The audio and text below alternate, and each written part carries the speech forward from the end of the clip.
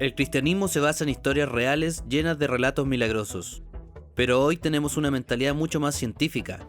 Tenemos una comprensión más profunda del mundo natural y el escepticismo ha aumentado en popularidad. Muchos cristianos han intentado explicar algunos de los milagros de la Biblia, como también los malentendidos de una mentalidad antigua más mística. ¿Qué piensas de esos eruditos en Israel que creen que la zarza ardiente fue una especie de experiencia psicodélica? Bueno, creo que no tenemos idea de cómo la experiencia psicodélica da forma a la presunción religiosa.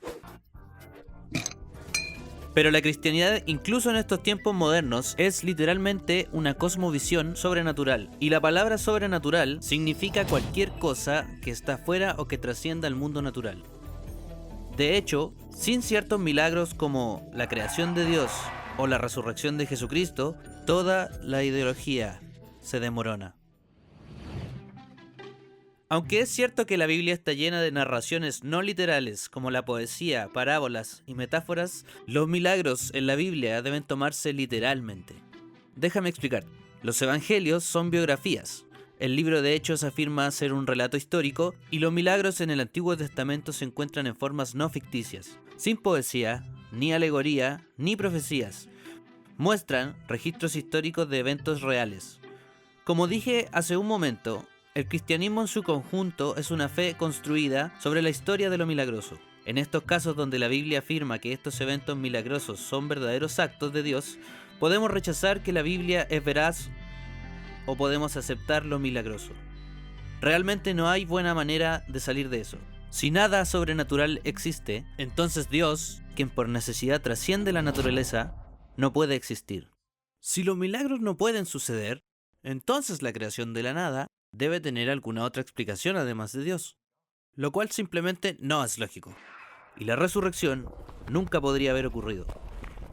En intentos de racionalizar milagros aparentemente más pequeños con causas naturales, muchos terminan hundiéndose y negando los mayores principios de la fe cristiana.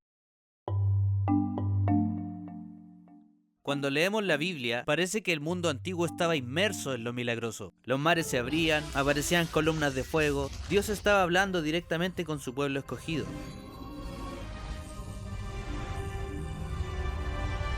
Pero cuando levantamos la vista de nuestras Biblias y vemos el mundo que nos rodea, no vemos mucho de eso. ¿Por qué no? Primero considera esto. Hay una razón por la que en la Biblia se registran ejemplos de milagros. También allí eran sorprendentes. No es como que la gente estuviera presenciando la acción divina en un plano cósmico día por medio.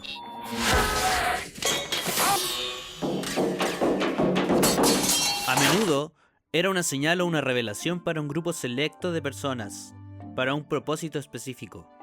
Si cuentas los eventos sobrenaturales en la Biblia y los divides en el lapso de tiempo que la Biblia cubre, podemos darnos cuenta de que los tiempos que vivimos se parecen mucho a los de ellos.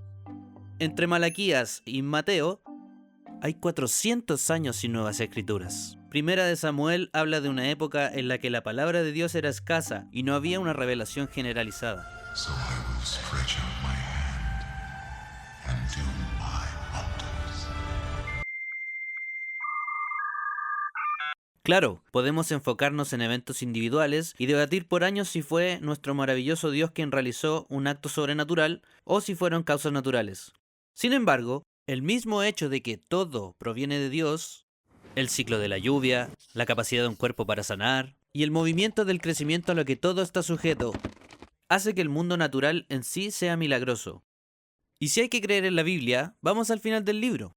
La profecía nos habla de un tiempo en el que grandes actos de Dios se avecinan a escala global.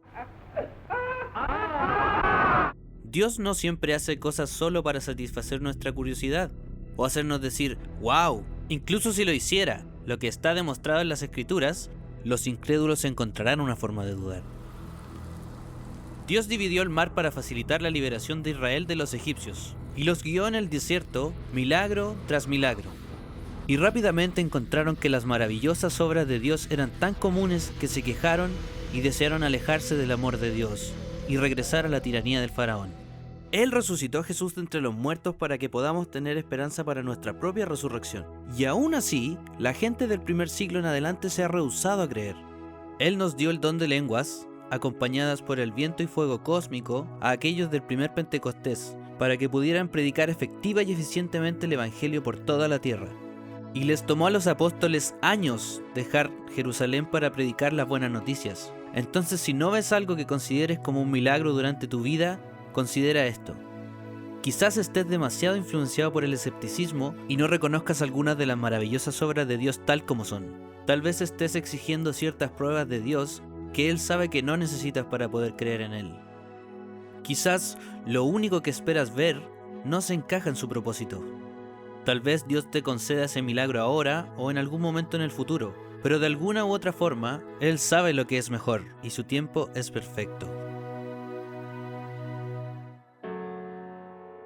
Todo esto es una realidad difícil, pero es una en la que podemos pedirle fuerza para aceptar el hecho que el poder hablar con Dios, quien trasciende el mundo natural, y pedirle que intervenga en este mundo de parte de nosotros, es un milagro.